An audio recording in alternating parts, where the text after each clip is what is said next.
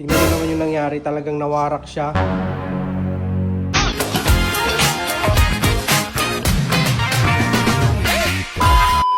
Kasi yung nangyari sa sunshade natin na naka-install guys nung bagyong uwan. Tingnan nyo naman yung nangyari, talagang nawarak siya. Ang size pala niyan ay 2x3. O syempre, same size lang yung in-order natin. Tingnan natin kung kaparehas nga din ba niya yung sukat. Dumating na nga yung in-order kong sunshade. Ito yung pinili kong kulay, beige, para magpapag-aesthetic yung kulay niya. Isa natin.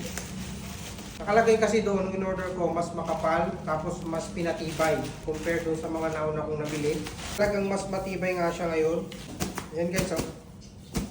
Palit na nga natin to, install natin kung anong magiging itsura niya.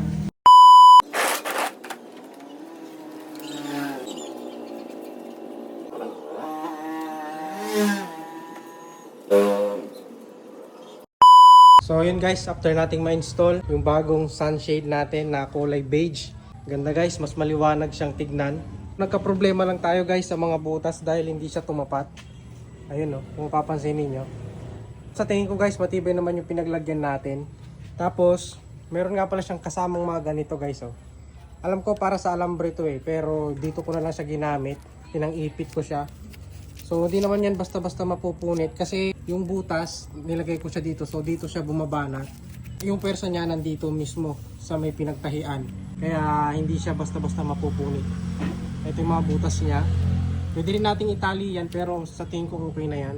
Yun guys, tignan nyo yung naging itsura niya. Mas maliwalas, mas maliwanag dahil nga sa kulay ng sunshade na kinuha natin. Compare doon sa black. Tsaka tignan nyo naman, mas makapal. Tapos, mas dikit-dikit.